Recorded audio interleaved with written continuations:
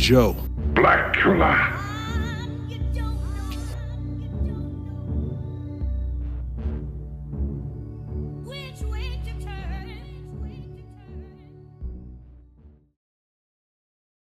My name is Jonathan Whitaker, and I need a damn haircut.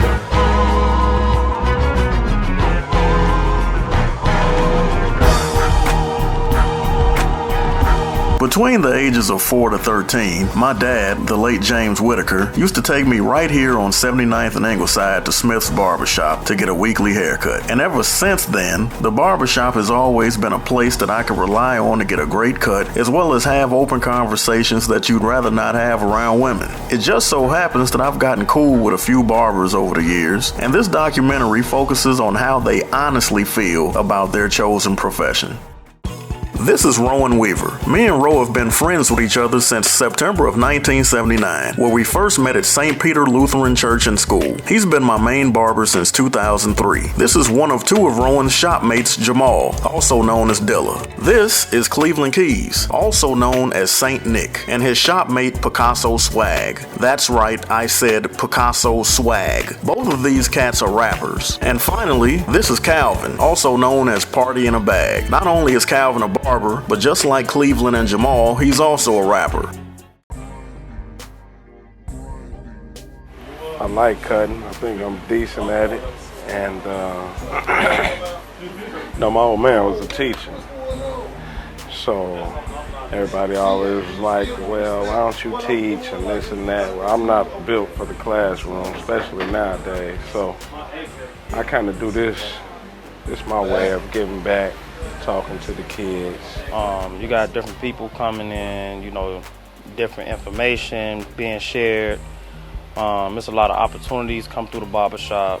A lot of people got stuff that they can share with you that'll be helpful towards some of the stuff you're trying to accomplish or whatever. Well, definitely one of the positive things about being a barber is the women that come in and want to get their eyebrows arched. You understand me? Like, I ain't no freak or nothing, but it's just the way that we have to lay them down in the chair in order to properly arch their eyebrows. It's just a pleasant position for myself. Some of the positives of being a barber is you can steal other people's customers. See, me, I just came to the shop. I ain't really got no customers, but you hit them with that point, come in the door. You good? You need a barber? They might come to you, throw about 15 points in a day, I might get like 5 customers. Some of the ups are definitely, it's a cash job, and me coming from where I come from, I like to receive immediate cash in my hand, you understand? You can work anywhere, set your own schedule, especially if you got other things that you're trying to do. It's not guaranteed, it's up to you to get out here and hustle and build your own clientele. It's not really no handouts. It's more like a dog-eat-dog world. Long hours. This credit stuff. I've had customers that get their service and then they ask, can they run and go get the money after they've gotten the service already? And they have to leave the shop to go get my money. Now look, my money should be in your pocket when you walk through the door. Sometimes you're dealing with these customers, man. You gotta fight them and force them into your chair. I'm showing them pictures, they think I'm 15, lady, I'm 24, I got kids too. I'm trying to grind. They don't believe my pictures is mad. So I know you can get that on Google Images. Man, look, these are all mad. Some of the negatives of being a barber would be the amount of time it takes to achieve the amount of money you want to achieve. If people are not going to work, then people are not coming to get haircuts. Then I don't make any money. This guy was fairly new. He was a new client. It was like my second time cutting his hair. He actually wanted credit. Second time in the shop, he wanted a credit haircut. I told him I wasn't gonna do it. This dude got furious. This dude called me all kind of stuff out my name. It's a shop full of people. It's a Friday morning. It's packed. We had a few words, but he kept going back and forth. But make a long story short, I refused and told him I couldn't do it. Eventually he left. This one customer, he feel like he can give me whatever he want for my service.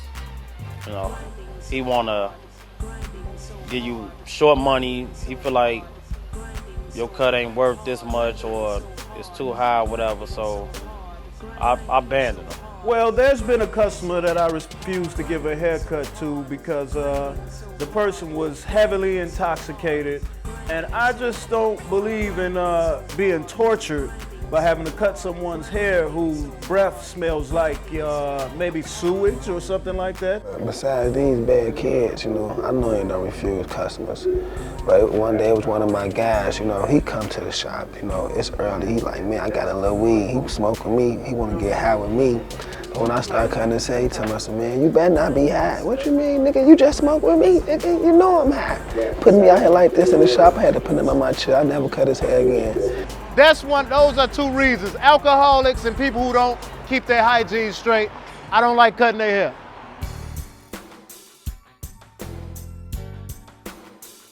I got a guy that come in and every time he pays me in $2 bills.